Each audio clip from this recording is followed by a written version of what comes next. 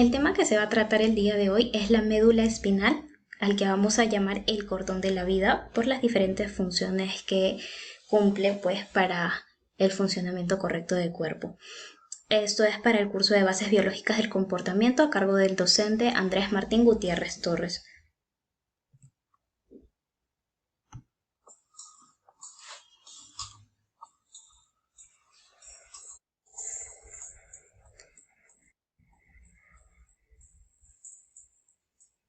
Los puntos que a continuación vamos a desarrollar son la localización y definición, las funciones y las diferentes patologías que puedan presentarse.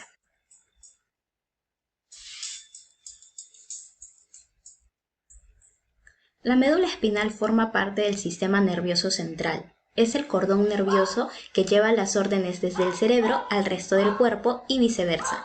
Es por ello que podemos considerarlo como el cordón de la vida. Además, Ramón en 2008 afirma, desde los anélidos a los vertebrados, el sistema nervioso segmentario o médula espinal es el primero en aparecer como una necesidad de integración localizada entre las condiciones del medio ambiente y las funciones a realizar. En ese sentido podemos decir que si la médula espinal sufre algún daño, este puede ser fatal y afectaría directamente a esa comunicación entre el cerebro y el cuerpo.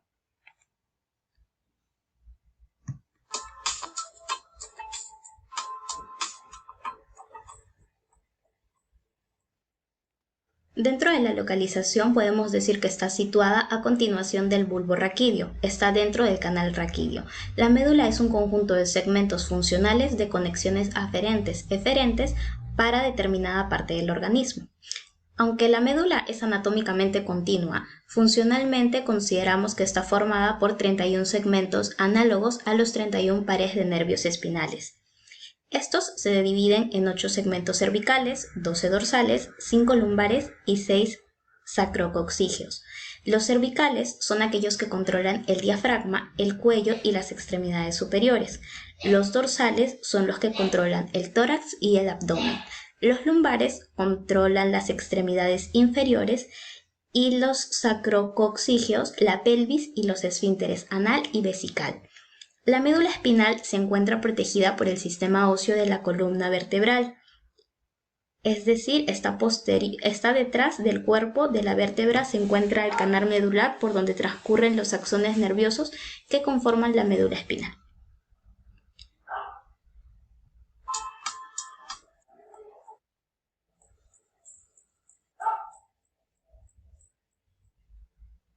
Dentro de las funciones de la médula espinal tenemos como principal la transmisión de información motora y sensorial. La médula espinal constituye ser el núcleo de relevo de las fibras nerviosas y de las neuronas que se encuentran en la mayor parte del organismo humano.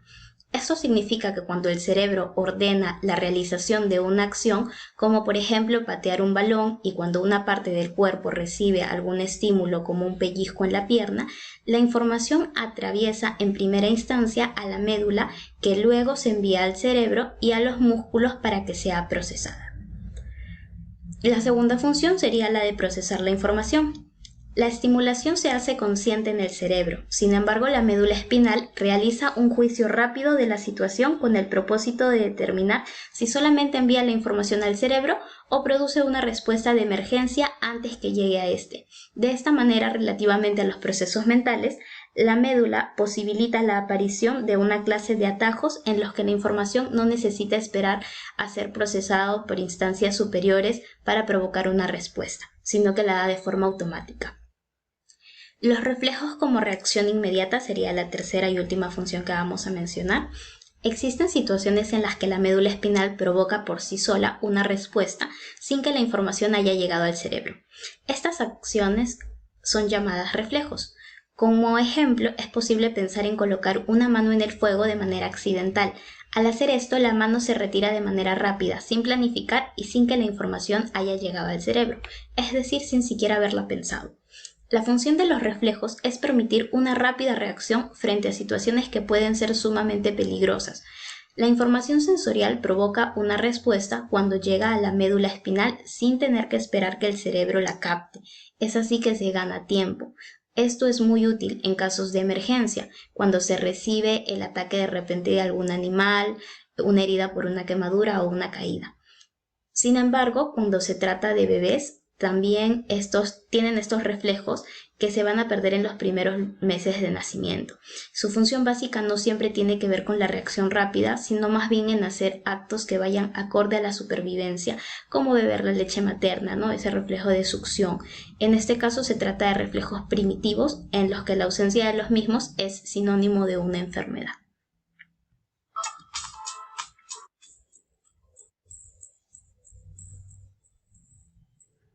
Ahora vamos a continuar con las patologías.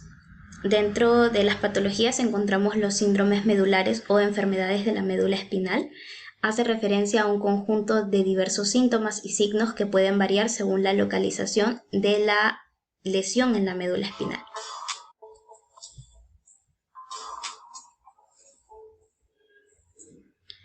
En primer lugar, vamos a tocar la lesión medular completa, que es cuando la persona experimentará la desaparición de todas las modalidades sensitivas.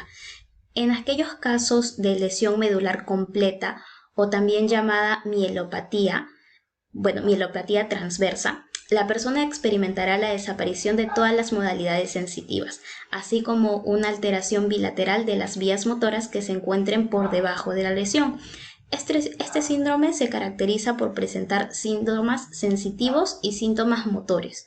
Los síntomas sensitivos propios de una lesión medular completa son sensaciones anormales de cosquilleos y de cambios de temperatura corporal. Estas sensaciones se dan en la sección que se corresponde a nivel de la lesión.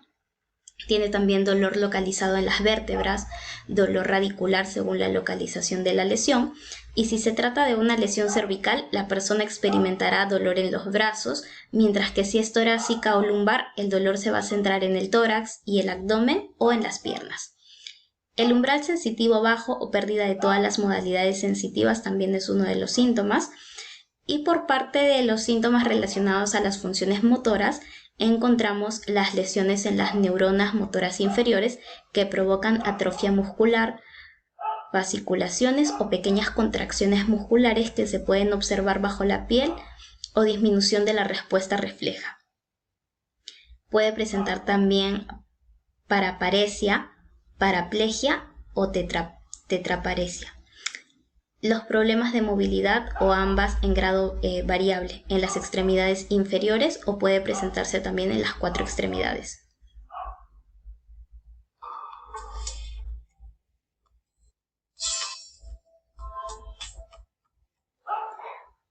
Otro síndrome que se puede presentar es el síndrome del cono medular. Esta es una lesión del extremo inferior de la médula y da lugar a signos segmentativos, sensitivos y esfinterianos. ¿Por qué se produce este síndrome de cono medular? Pues puede producirse secundario a una lesión incompleta en la médula espinal y generalmente es producto de un traumatismo en la parte inferior de la espalda por una herida con arma de fuego, puede ser por un golpe fuerte en esta zona o de repente un accidente automovilístico, que es lo que más se ve. De igual forma puede desencadenarse debido a procesos infecciosos de la médula espinal, tumoraciones espinales o anomalías en la columna vertebral. Los síntomas y signos del síndrome del cono medular sería que generan alteraciones en la sensibilidad en la cara posterior de los miembros inferiores, así como el déficit motor a nivel distal de estos. Otras manifestaciones son la sensación de anestesia en el borde inferior de la sínfisis pública, por la parte detrás del vértice del pliegue interglúteo y a los lados sobre la cara interna de los muslos, por debajo del pliegue genitocrular. También es denominado anestesia en silla de montar, ya que esa es la zona que se pone en contacto con la montura cuando se practica equitación. Asimismo, puede producir también disfunciones sexuales, alteraciones en el control de los esfínteres, incontinencia urinaria y fecal.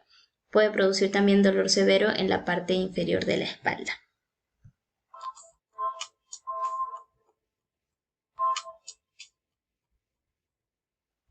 Muchas gracias, eso sería todo.